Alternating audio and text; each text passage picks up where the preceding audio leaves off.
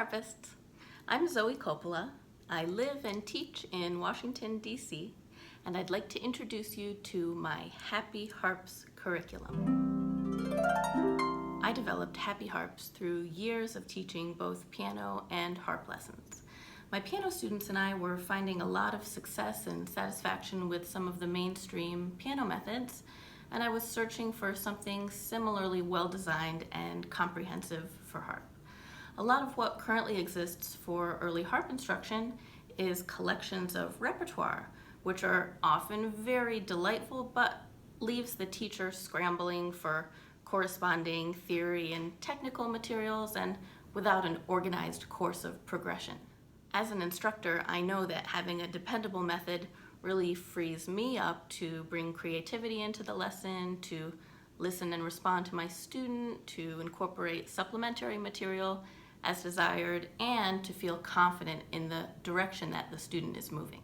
Thus, I developed the Happy Harps curriculum to address many of these issues I see, and I hope it will provide a solution for many other harp teachers. Some of the features of the curriculum that I would like to highlight include colorful repertoire. Happy Harps doesn't rely on little childish ditties. Of course, there are some ditties, but it also incorporates Baroque music, classical, romantic, impressionistic, Celtic, Jewish, gospel, Japanese, North African, Spanish, American folk, Christmas, medieval, pentatonic, and programmatic.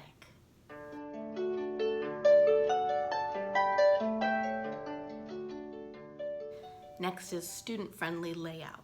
I've been really meticulous about formatting each page so that the student can read and understand the material presented. The staff and font sizes are appropriate for beginners. New information is highlighted with colors. There are some understated illustrations. So these books are really intended to be used for teacher and student together. Next is tracks for different beginners. A situation I'm often confronted with is that I'll have different types of beginning harp students. So you may have a 4-year-old student who has not had any music instruction yet. You may have a 9-year-old student who's had 3 years of piano background, or you may have an adult student who's never taken a music lesson in their life. So Happy Harps accommodates these different types of beginners. The track starting with level 1A followed by level 1B is for very young students, maybe 4 to 6 years old, or complete beginners who don't have experience reading music. And the track starting with complete level 1 is for students who are new to the harp but with some experience reading music on another instrument. This way, brand new students who don't yet read on the staff can jump right into playing without spending weeks and weeks getting up to speed reading on the staff. And those who do already read on the staff can get the technical instruction they need but without all the theory work that they don't need. Next is instrument accessibility. In my experience, it's very uncommon for the family of a new student who might want to try harp to be willing to commit to a big old lever harp at the initial stages. So the curriculum accommodates that reality. Level 1A can be completed on a 26-string harp with or without levers. Level 1B and complete level 1 require a 26-string harp with some levers, preferably full levers, but if you just have some levers, that'll do. And level 2 requires a mid-sized, like a 34-string harp with full levers because level 2 works with sharps and flats. Effective technical approach. Much of what I learned about harp pedagogy, I learned from the late Ruth Inglefield through the Harp Adventures program, which is the teacher training program of the Peabody Conservatory. Ruth taught us to start the student with fingers 1 and 2 on the harp in order to develop secure hand position and placing and closing, gradually adding finger 3 and then finger 4. And I have, through plenty of experimentation, indeed found this to be the best approach if the goal is good hand position. Plus, this approach allows for 3 and 4 note harmony from the very beginning, from the first couple lessons, which isn't a possibility if the student is plunking around with only finger number 2. Step-by-step progression. Concepts and symbols are incorporated into the music only once they have been introduced and explained. This way the student can have full comprehension of everything printed on the page, and the teacher isn't weighed down explaining a bunch of new things at the outset of a piece.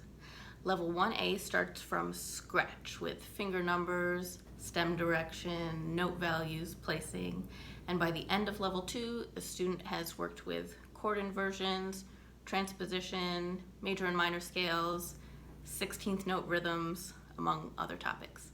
This curriculum takes a student from the very first lesson up through an early intermediate level. Next is a balance of familiar and unfamiliar songs.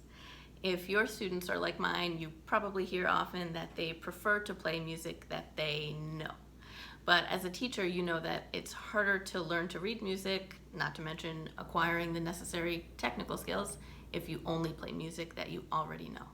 So each Happy Harps level contains a few songs that may be familiar to the student.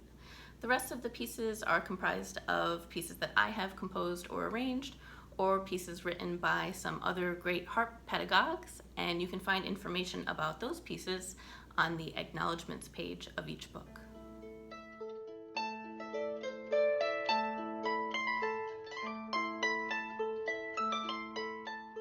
Lastly, emphasis on pattern recognition. I believe that one goal of music education today should be to lead students to an understanding of how music works, how it's created, and how to learn it.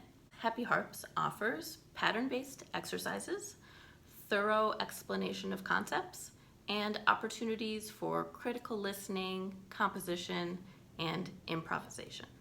Consequently, students learn to recognize rhythmic and melodic patterns, which, as we know, is a skill especially important for harp music that often relies on moving a shape up or down.